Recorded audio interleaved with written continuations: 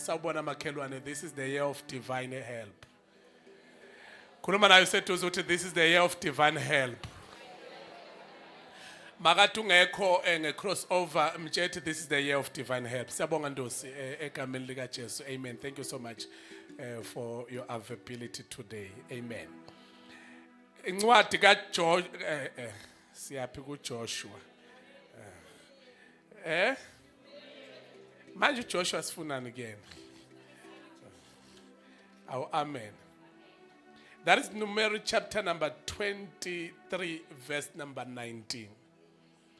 Numeri chapter 23 verse number 19. Let us read.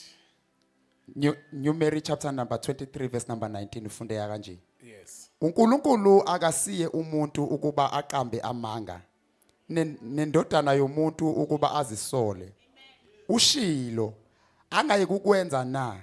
Ukhulumile angayi kukuphelelisa na? Awuliphinde futhi Ndosi, awuliphinde. uNkulunkulu akasiye umuntu ukuba aqambe amanga. Akayena umuntu ukuba aqambe amanga. Nandodana yomuntu ukuba azisole. Nandodana yomuntu ukuba ayisole. Ushilo Angayi kukwenza na? Angeke akwenza na?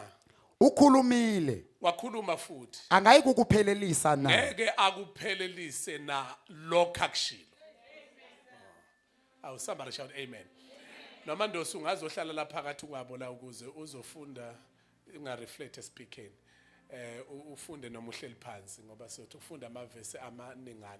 Ngicela umtshelo seduze kwakho uthi makhelwane mtshethi makhi sizokhuluma ngezinto eziprovoka i-divine help. Namhlanje sizokhuluma ngezinto eziprovoka i-divine help ukuthi uNkulunkulu ehle azokunceda kulento oyidingayo. Number 1, you need to hold on to God's word. Into yokuqala into eprovoka i-divine help kaNkulunkulu in your life. Njoba singenile ku-2026 into kumele ungasuki kuyo izwi. Amen angazi ukhona la ekhaya. Into kumele ungasuki kuyona yini bazalwane yizwi because izwi lumgogodla wayo yonke into yokholo lwethu. Somebody shout hallelujah.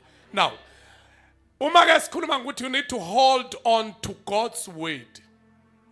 Sikhuluma ngento ethi uma uke wanamathela kulo unamathele kuye. Ma unamathele kuye unamathele kulo. Yena akahlukani nezwi lakhe. Awukwazi ukumehlukanisa nezwi lakhe ngoba izwi lakhe linguye. Somebody shout hallelujah. So whenever you want to provoke divine help from God, you need to be a person who hold on to God's word. Now, le verse ke silifundile lithi ke akasiye umuntu kuba angaqamba amanga. By holding on to God's word, you need to know that faith in God and promises of God triggers the divine help. Faith in God and promises of God triggers divine help. Somebody shout hallelujah. And again, uNumeri chapter 23 esifundile usitshengisa ukuthi his word never lies. Izwi lakhe alikhuluma iphutha. Izwi lakhe malike laphuma alibuyele emuva lilambatha. Ama promises akhe akwenzeke aphume kodwa bese ngafezi into ayithembisile. Now, he's not a man that he should lie. He's not a man that he should lie. Angazi ngizongibekela lapha umfundisi umpostoli amen uMangethe. Ngicela ngibekele woza ngapha umpostoli woza ngala no this side. Amen. Ngicela ngishale umpostoli uMangethe from eMtubatuba. Simshayela izandla ezinkulu. Ebandleni ukhonza lapha neLife Abundance ngaphansi kaBishop Espezikali. Somebody shout hallelujah. Cela siphinde simshayele izandla kakhulu. Amen. Namhlanje sivakashelwe mtshelo sethu sivakashelwe ke namhlanje. khuluma noseduze uthi ayisivakashelwe ngempela namhlanje. Somebody shout hallelujah. Mtshela oseduze uthi he never lies. He never lies. Oh, amen. Now, umuntu uyawakhuluma amanga, but uNkulunkulu akalikhuluma iphutha. Whatever izwi likaNkulunkulu elikushoyo kuzoba njalo. My Bible lithi bambelela kulo izwi lakhe. Lisho into ethi. Somebody shout hallelujah. IBhayibheli lithi uniphilisile. Nani enani kade nenze njani nifile ngeziphambeko zenu. Kusho ukuthi when you hold on to God's word, you will get a result okubambelela ezwini lakhe. Psalms 130, 103 amahubo 103 ngequota. Yena othethelela zonke izono, aphinda laphe zonke izifo. Then when you hold on to his word, oh, somebody shout hallelujah. In other words, mawuke wahlala wanamathela ekushweni kwakhe, lisho njalo. Wathi ushilo ngeke yini akuphelelisa na. Oh, somebody shout hallelujah. In other words, once wakhuluma, into ayikhulumayo izawukwenzeka. Oh, somebody shout hallelujah. Yingakho ke ubhala uthi senihlanzekile nina. Gezwe ngilikhulume kini. Because izwi lakhe alifikeli mahala, kodwa liphethe restoration. Liphethe ukubuyela kwezinto ezilahlekile. Tshela seduze uthi makhelwane izwi lakhe linamandla. Tshela seduze uthi izwi lakhe lingamandla. Masithi linamandla kuba ngazuthi ayafakwa buyakhishwe. Awu amen. But masithi lingamandla kusho ukuthi ilona liyisource ye power. Sengathi wamtshela seduze lingamandla izwi lakhe. Somebody shout hallelujah. IBhayibheli lithi yena othethela zonke izono zethu. Kusho ukuthi ngamanye amazwi asikho isona angasithetheleli. Bese lithi yena olapha zonke izifo. Kusho ukuthi ngamanye amazwi asikho isifo angeke aselapha. Kubantu abakholelwa, hold on to God's word. Into provoke the divine help. Into ukuthi uhlale ezwini ngoba awukwazi ukuprovoke a divine help but izwi lingekho kuwe. Then the Bible says, nina uma nina nibone mina. Kusho Jesu uthi ababone mina babona uBaba. Ngoba mina noBaba simunye. Lokho engikushoyo akuveli kimi, kodwa lokho engikushoyo kuvela kuBaba. Ngoba wonke amazwi engiwakhulumayo avela kuBaba. Usethi ke mina I'm just a steward. Mina ngumuntu ophethe izwi elivela kuBaba. Somebody shout hallelujah. Then besethi mase kuvela phela into yaba disciples sengena into yaba apostoli sebe graduate benikezwe be deploywa because the time bengama disciples babengama learners babehlele eclassini kodwa uma sebengaba apostoli sebeqoqe sebeqeqe ishashoni phela bazali sebegogodile kulo 3.5 years ayikade uhleli nabo and after that there was a deployment. I-deployment hambani niyezweni lonke niqala eJerusalema. Somebody shout hallelujah. Judea lishumayele le ndaba imhlaba wonke anti kuba ngize ngibuye. And iBhayibheli malisho njalo likhuluma nabo emveni kwalokho iBhayibheli bese ke athi ke oh somebody shout hallelujah. Somebody shout hallelujah. Somebody shout hallelujah. Uthe lokho engikhulumayo akuveli kimi kuvela kuBaba kodwa mase bengabapostoli uthi we are co-workers. Usethi ke manje anisasebenzi nodwa kodwa senisebenza nami abahlala kuKristu. uKristu uhlala kubo, mina ngihleli kuBaba. Kusho ukuthi mina noKristu siyinto eyodwa. Uma mina ngihleli kuKristu, uKristu ehlala kuBaba, nami ngikuBaba ngoba mina ngikuye naye ukuBaba. Kusho ukuthi ngamanye amazwi izwi lakhe selehlela kithi. Tshela seduze uthi makhe sihamba naye emhlabeni ke sesihamba naye siprovoke God's help. God's help. uNkulunkulu akehleli ngathi ngikhulume nansini. uNkulunkulu akehleli ukuba ehle kuwe but wehla ngenxa ukuthi uhlele ezweni lakhe. Athi nginikeze ireference. Nginikeze ireference. They were in the prison.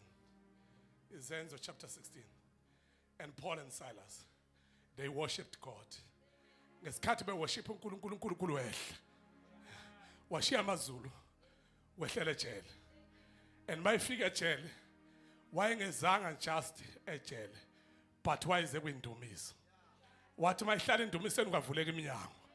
Sengathi ungamtshela seduze ukuthi if you provoke God's word, if you provoke God's word, I mean if you hold on to God's word, you are provoking the divine help. And the divine help it come hayi ngoba ku right, but the divine help it come kunezimo eze left neze right, but when you worship God in the middle of your problems, your troubles, your situation, bese usizo oluvela enkosini lwehla ngesikhathi udinga. Kuba ngedwa kulungile lehla ngesikhathi wenza njani udinga ngenxa ukuthi ufakwe etilongweni. Wafika etilongweni wangakhaliswa ejele but wadumisa phakathi ejele. uNkulunkulu waprovokwa into umuntu odumisa kodwa eshayiwe. Abekho abantu angiphinde futhi yabantu ababili abasetilongweni ofuna ngabe bakhaliswa itilongo kodwa itilongo alibakhalisi badumisa uNkulunkulu. Uma uzoprovoka God's help kufanele wazi into eyi1 ukuthi are we provoking faith? You need to have faith towards God. And then how does faith work? If faith is sebenza where there is nothing, but you believe as if there is something. So if faith is sebenza ngesikhathi kungekho into ethile, but ukholwe as if ikhona, kanti ayikho.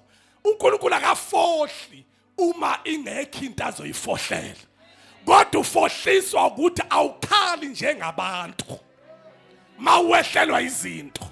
Uthi mawehlelwa izinto bese uphakamisa amehlo umbheka yena.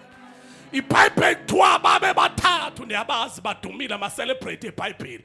Yilabafana bathathu abathi masebedlala ko TikTok nithi abafana bayahlupha nazi bake bashiswa bangasha imaka sibuyeke. Somebody shout amen. Ake ngiphinde ngithi mina babe bathathu mtshela sethu babe bathathu.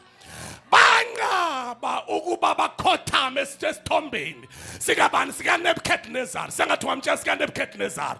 Jeseduze uthi sika Nebuchadnezzar. Bathi ke lo mlilo siyawazi uyashisa. Kodwa ke uma ungashisa sifa sinankinga. Kohlale kwaze uthi khona abantu abangaba ukhothama asisatshiswa isimo kodwa sibhiliva kwi-faith yethu. Ukholo lwethu luthi sibheke eJerusalem asibhekanga esithixweni. Oh somebody shout amen. Asikhothami la sikhothama sivula amawindi siwabhekise eJerusalem. Asikhothami la kodwa thina sivula amawindi kodwa into yalapha ithi asikhothame but thina siphambana nayo. uJehova akaveli ungaphambani nezinto ezithile. When you provoke God's help uJehova ufika uphambana nezinto ezithile. Somebody shout amen. Thina seduze uthi phambana. Phambana nezinto ezithile uJehova uyafohla mawuphambana. Ngesikhathi bephambana nezinto iBhayibheli lithi waphindwa kasikhombisa bathi asesatshiswa yileyo nto thina. Noma ungaphindwa kasikhombisa asitila sikhothami la. Stila sikhothami sisavula amafastela namanje sobhekisa eJerusalem. Sithi wena nguJehova Jireh. Sithi wena nguJehova Nisi. Sithi wena nguJehova Shama. Sithi wena nguJehova Elohim. Sithi nguJehova Adonai. Sisazothandaza eJerusalem hayi esithixweni sakho. Bafakwe esithandweni somlilo wavela. Angiyazi thini wendosi kodwa ngeke ngezwe kuthiwa ungumavela.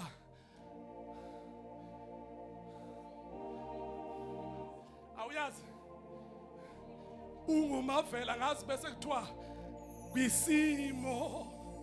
Angazi indoda enjani incandwe ngambani yobheka ukuthi umavela kunjani. Awu amen. Nje sethu umavela kodwa yena khuluma useduze uthi umavela yena uthi manginesimo nje uyavela akavela isimo singekho but uvela kunesimo ngoba into provoke the divine help isimo ngena kuso sangathi wamtshela seduze uthi asifi before our time. Dr. Nepot asifi before our time. 2026 asifi before our time. 2026 wena banodlayo wena nkasa odla imali kuze kuthiwa ngibankrupt asifi before our time. Wena ikwenete ezingena zize zingifake ngibisha I won't die before my time. Wena kuhlupheka I won't die before my time. Wena kugula I won't die before my time. When I'm thinking I won't die before my time. Somebody shout hallelujah. Because I've got a divine help. A divine help ivela uma kunesimo. Just said to uthi vela manginesimo. Mthatha kuvela manginesimo. uJehova uvela manginesimo. Manje izwi lakhe likwenza ukuthi uhambe unentetha kawaqamba manga. Akushilo uyakwenza akukhulumile yakufeza izwi lakhe. Somebody shout izwi lakhe. Chapter 10 verse 23 incwadi yamaHebheru. Chapter 10 verse number 3. Number 2, that is first number 1, you could hold on to God's word, then you can provoke divine help. And then number 2, stand firm in faith. Stand firm in faith. 10:23 incwadi yamaHebheru. 10:23. Noma ngafunda ndosohleli phansi. Verse number 23. Yes. Masibambisise isivumo sethemba lethu singaxeki Ngoku seduze uthi singaxeki makhelwane. singaxeki. Awu kodwa kwathi ukhuluma kancane lo seduze kwakho. Njethe asibambelele kwisivumo. Hayi bakhuluma bathakathi ungayithithivete. Mthethe asibambelele kwisivumo sethemba. Singaxeki. Hold on to God's ways. But now sit, stand firm in your faith. Nganyakaziswa. Akodwa akho amen like nganyakaziswa. Noma usathane ngalethana kodwa unganyakaziswa. Ukamaka shataya hela basaya. Awu first Sunday namhlanje unganyakaziswa. Jose duze uthi unganyakaziswa noma usathane ngamisa intaba oyibona umncane. Nganje lithi iBhayibheli Joshua noCaleb bahluka phakathi kwabantu ababehamba nabo. Bathi bona laba ababehamba nabo bathi hayi siyibone singangentethe. Wayesethi uJoshua noCaleb yebo asinendaba nento abayibonile but thina sibona izwe. Akekho amen angazi khona sibona izwe njalo seduze ukuthi asifuna ukukhuluma ngento engashongo ukuthi asiyoyihlola. Iziqhwaga akushongo ukuthi asiyoyihlola but sitshela izwe. Into amehletha kade ufuna ukuyibona yizwe but abanye babuya nama obstacle. Angazo amen ukhona babuya nento evimba izwe. Tshelo seduze ukuthi ungavinjwa nayo into ethile ekuvimba ukuthi ubone iland yakho okumele ulende kuyo. Ungavumi. Babuya Caleb noJoshua bethe na hayi sicela nathi ukushe ethi report. Kwathiwa ithini yenu bathi hayi sibezwile laba abakhuluma ngama-giant ukuthi babe ngama-grasshoppers but thina silibonile izwe. Thina sibona izwe thina i-report esingayiphathe yezwe. Ngicela seduze ukuthi makhelwane idream yakho nephupho lakho nesethembiso sikaNkulunkulu ngawe bona sona phakathi kwezinto ezikuvimba ukuthi ubone. Stand firm in your faith. 10:23 yebo. Masibambisise isivumo sethemba lethu singaxeki. Singaxeki. Somebody shout ungaxeki ukholweni. Ngokuba ukholekile lowo owethembisayo. Ukholekile lowo othembisayo. Kholekile. Akodwa uNkulunkulu. Ekseni kodwa nisekhona. Cela umtshela seduze uthi lo wethembisa ukholekile. Ukholekile. So, ungatatazeli noma usathane ngalethana, usathane uvamisile ukuletha into ezokutatazelisa. But fear not. Lo thembisayo ukholekile. Ilo esifunde ngaye kuNomeri ukuthi akushilo uzofeza akayena umuntu ukuba ngaqamba amanga. Noma mhlawumbe ungahamba naleyo noma ungasayizwanga yonke intshumayelo nje. Uhambe nento ethi akasiyo umuntu. Mawuhlangana neboyfriend yakho uthi akafani nawe. Mawuhlangana negirlfriend yakho uthi akafani ke nawe lo ngemkhonzayo. Mawuhlangana nowife wakho uthi hayi uwife impela kodwa akafani nawe. Afani nawe. Afani nawe. Mtshela seduze uthi uhusband impela kodwa akafani nawe. Akakhuluma iphikisa. Akakhuluma shintsha into aseyikhulume before. Athi hayi ngangiqonda ukuthi ngangaqondanga ukuthi into ayishilo uyifeza njengoba injalo. Nganyakaziswa ifaith yakhe nganyakaziswa. 2026 sithi divine help shall appear when there is difficult time that you are facing. And then a divine help will show up. Somebody shout hallelujah. Number 3, number 2 is stand firm. Come on, somebody shout stand firm in your faith. Yeah, stand firm in your faith. I'm just saying to stand firm in your faith. Number 3, speak God's promises. You know, thina esikhulele emakhaya kwaNongoma. Kulokhuzana ngijwayele ukisho nje le. Kunemhosha nebo. Imhosha kuba khona umuntu omemeza ngapha. Bese umhosha times the voice. Ifike ngale isingasi u1. Ifike ngale mhlambi u3 noma 5. Ivoice mangithe we Trifina. Umemeza ngengapha. Ngenza ukuthi ubaba sekho Trifina. Amen. Akazi amen ukhola.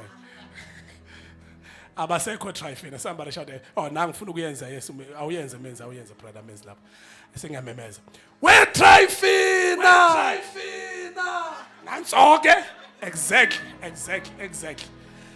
That one we call it is echoing.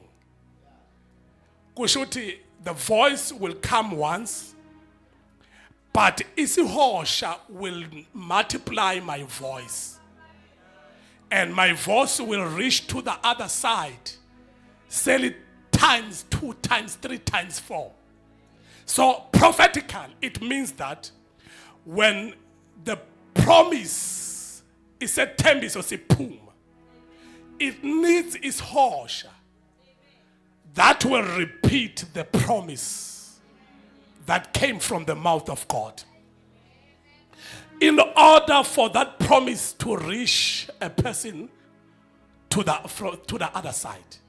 Prophetical. Okay. Now, when you speak God's promises, you are doing what? What do we call this? Somebody shout hallelujah. It's an access, you are using an acceleration power. The acceleration power, it is where you speed up something. If into bekufanele yenzeke ngo-2030, but when an acceleration power get involved, idonsa into ka-2030 izokwenzeka ngo-2026, but kade engafanele yenzeke ngo-2026 ngokwe-time frame.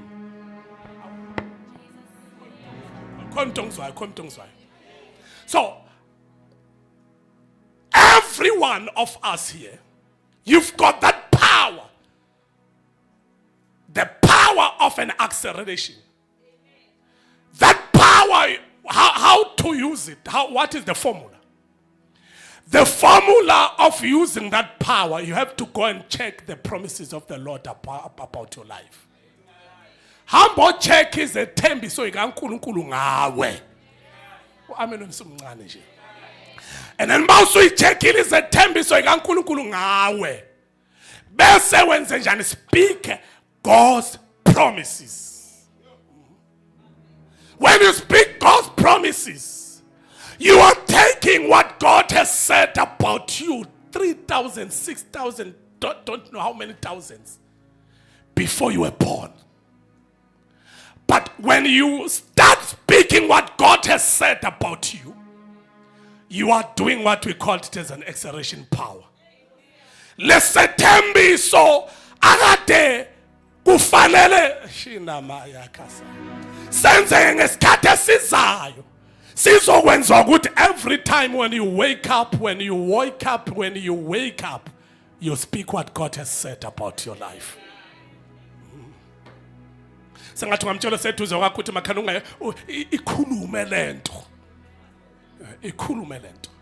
So when you speak God's promises, you are provoking God's divine help. Because God's divine help it comes up because of what, how much do you believe in the saying? How much do you believe? Somebody shout hallelujah if you can. Now, singafunda Ndosi ngoba abakayikholwa lento engishoyo. Angithathe futhi ngihlehle kancane before afunde. Wena Adam, kuwena, I'm cursing the land. Kusuka namhlanje wangena la ensimini wawungajuluki, kwakujuluka mina uNkulunkulu wena wangajuluka. Wafika, everything was prepared for you. The provision was there ensimini yase-Eden. Awutshalanga lutho kwatshala mina. But now, because of a sin, kusuka namhlanje uzawujuluka before you eat. Kanti qala bewungajulukanga bewufika sekuredi udle kuphela. Mina uNkulunkulu mina besebenza. But because of a sin usuzojuluka before udle. Angeke udle ungajulukanga. Umhlabathi Adam ufuna ukucultivate. Uma ungazange wawucultivate angeke ukukhiphele lutho. Yabona lento engikhuluma ngayo bengakhuluma kakhulu namadoda. Khona wayo lapha akawiswa ngamandla. Awu amen. Mjimthilo sethu uzothi le intshumayelo bengakhuluma namadoda strong kakhulu ukuthi awujuluki ungadli futhi awudli ungajuluki. So iyeke nalento ukuthi abantu bathwele kanti bayajuluka. Ngoba abanye abantu labantu abathi bathwela bacheckanga ukuthi how much do they work.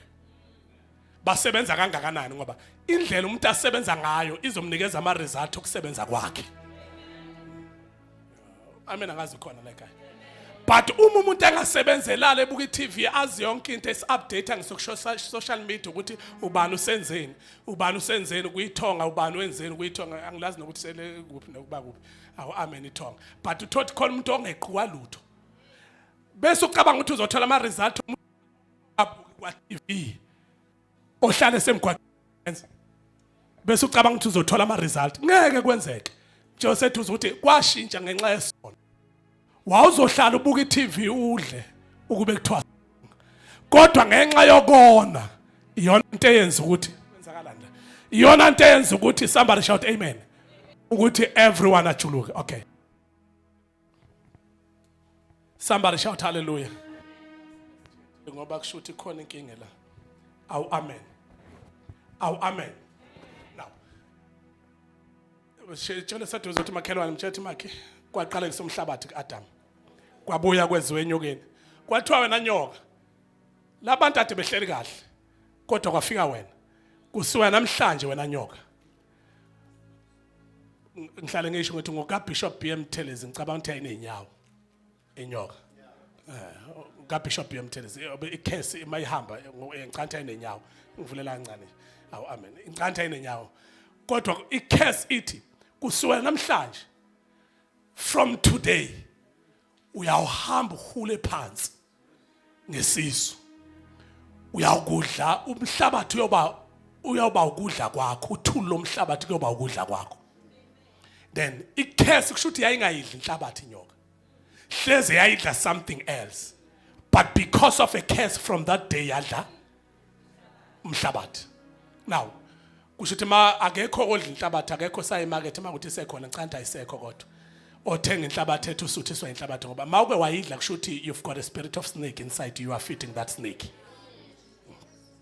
So I'm called to call umuntu odla inhlabathi nje okhona la oyithenga e-store, ngoba ngiyeza ukuthiwa khona nemhlophe nenjani edayiswayo, akekho ngayidla ke amen inhlabathi, ngoba if you eat inhlabathi it means that you are feeding a snake inside you, which is a spiritual snake. Then okay, kwakhulunywa kanjalo inyoka kusho ukuthi immediately kukhulunywa nenyoka ngokwami ngokaBishop Bmthelezi, inyoka same time yahula phansi, kusho ukuthi ma yayinenyawo zanqamuka. From that time kuphuma ikhesi kweziwa kuEva, kwathiwa Eva wena ulalelanga indoda ukuthi yathi akudliwa la, uthathe wadla walalela inyoka. Kwase kuthiwa ke kusukela namhlanje sicela ukusho ukuthi 1 uyakuconceive kabuhlungu ama yini lokho ukuconceive akusiwa ama labor pain, yini la ukuconceive kuthiwa yini ama penani, hayibo ama morning sickness. Yes, ama morning sickness, they doesn't come from God. It was not a plan of God. Morning sickness was not a plan of God, but morning sickness, it was a curse. Kusuka namhlanje uyawuconceive kabuhlungu, you will feel pain.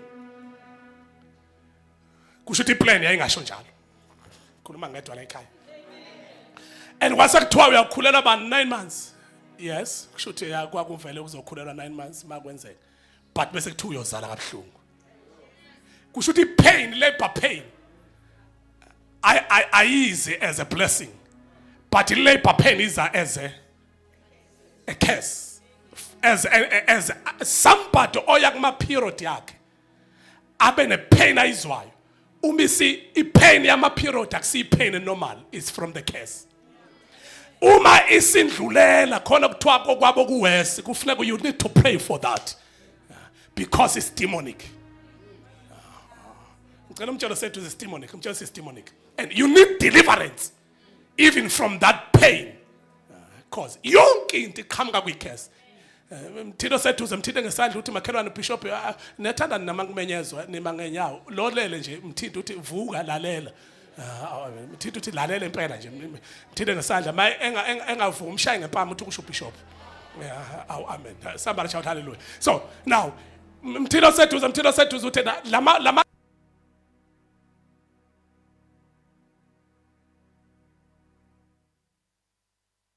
somebody shout hallelujah.